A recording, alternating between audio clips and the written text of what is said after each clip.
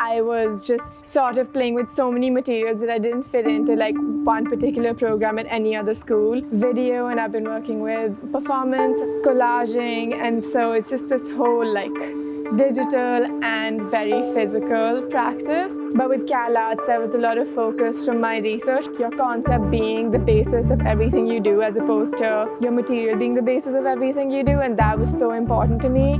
One of the highlights is that you don't have to declare a genre, like you don't have to say that you're solely a fiction writer, a nonfiction writer, a poet. You're definitely encouraged to dabble in all of the genres. Instead of being put into like one box, knowing that I have so many things I can do, why would I settle for one? It was how I like wanted to move, like explore more space, and as far as style goes, CalArts is a good place for that. Then they have a pool too, and it's in LA, and like I'm from Baltimore, so drawn to West Coast and new environment, new energy, new city, new people. I'm gonna get this out of my chest. This is important. There is no other place in the world like CalArts. All of the schools are connected in the same building.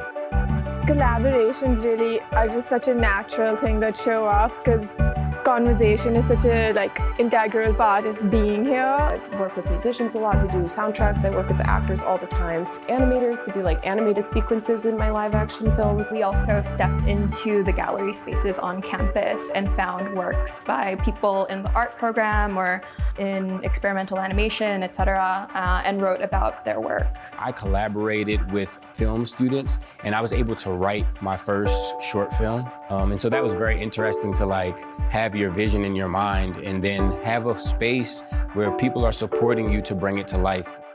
The teachers are more available than you could ever imagine. I mean, they're always there answering emails at the craziest hours, and they're always on campus and willing to help.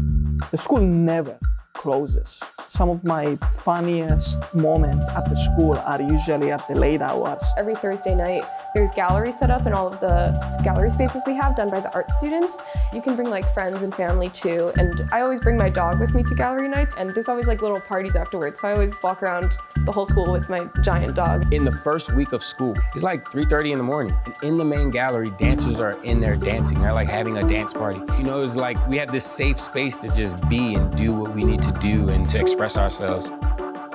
I would just say that things are gonna get really weird. That's all I can tell my high school self. If I thought about what I was gonna be doing now in terms of just my practice and the people I meet and the conversations we have, it is weird, but in the best way possible. It's great to see the difference of how much you can change in 3 years. As I was still in my shell, still kind of closed in about what I was feeling.